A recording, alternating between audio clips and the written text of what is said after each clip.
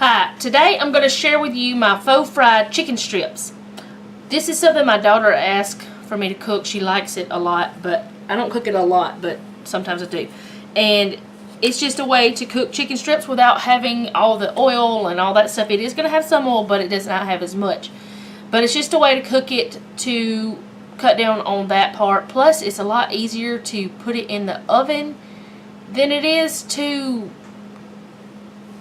fry it, I guess you could say. Okay, the first thing you need to do to start this meal, well, it's not the meal, it's just the meat part, is preheat your oven 350 so you can get it going. And so you get that done, and I will put the different ones for Australia and the UK and all that stuff, the gas mark and all that. I'll put it down below. I don't have it in front of me, so I can't tell you right now, and I don't have it memorized. But I will put it down below in the description what temperature it's supposed to be on. But anyway, what I have here is chicken strips. I don't know how much is here. It's just chicken strips. And you can season this any way that you like chicken seasoned. But what we do is we use Lawry's seasoned salt, this right here. You can use whatever kind you want, and you season it up. You just put seasoning in there. And you know it's chicken, it needs a pretty good bit of seasoning. And black pepper, because, you know, we like black pepper. Y'all already know that about us. We use a lot of it.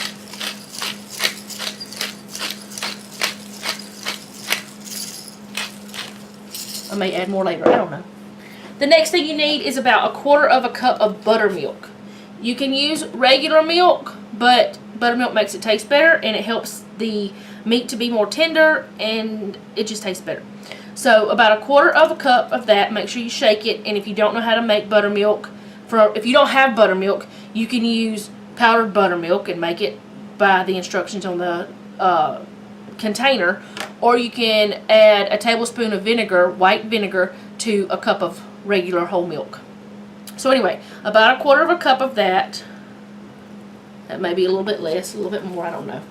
And then you need about a cup of plain Greek yogurt.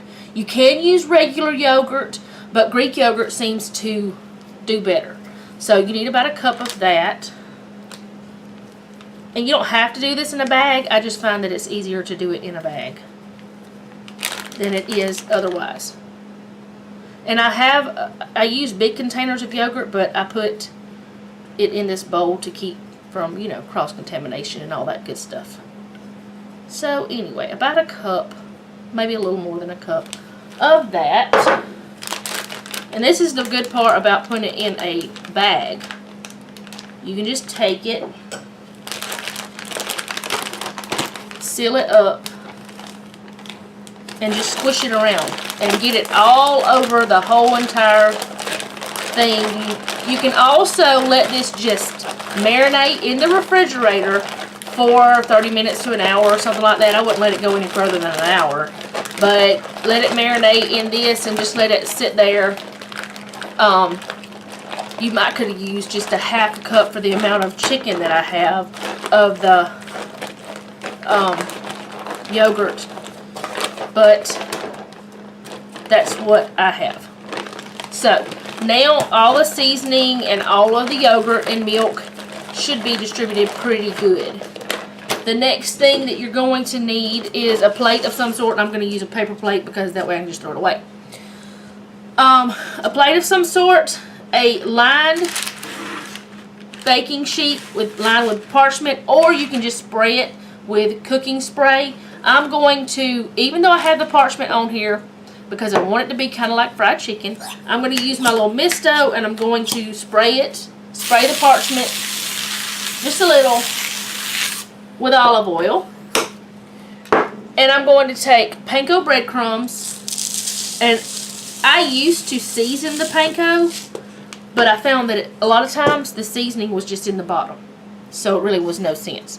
And a little bit of regular breadcrumbs, and you can use seasoned breadcrumbs, but I always use plain, that way I can have whatever seasoning I want. You just kind of mix this together.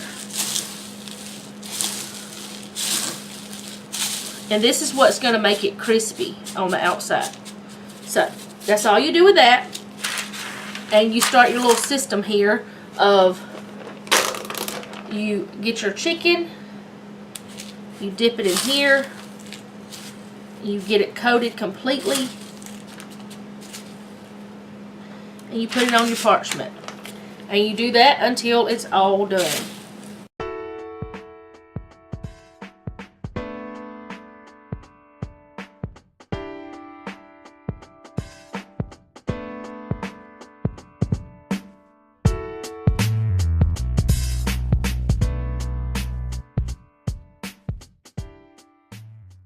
Okay, this is what it looks like before it goes into the oven. The next thing I want to do is I want to take a little bit of my olive oil and I'm going to spray the top.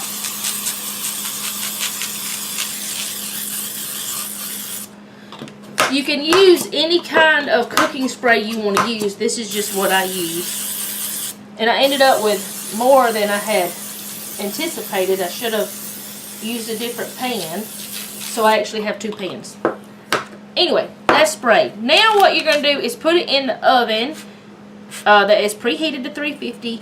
And you're going to cook it for about 20 minutes. And then you're going to flip it. And you're going to cook it for another 20 minutes or until it's done. You can also try this. I have not tried it, but I know that some people are using keto-friendly things and they're using pork rinds to bread their things with. You could probably do that with this too. And it'll probably be good. I think I am going to try it sometime. But put it in the oven 20 minutes and then flip it. And then I will get back to you once it is completely done. I'm not going to show you the flipping part because it's just not that big of a deal. But I will show you what they look like when they're cooked. Okay, this is the way the chicken ended up. And it's crispy on the outside and it is moist and good on the inside. And if you try this, let me know in the comments. If you have a recipe similar to it, let me know. If you like this video, give me a thumbs up. If you haven't already and would like to, you can subscribe. And leave me a comment of a way that you might cook your foods to make them healthier for your family. And this is also a pretty frugal way to do things too. But anyway, that's all I have for today. Thank you for watching. And remember, don't take any wooden nickels and be sweet.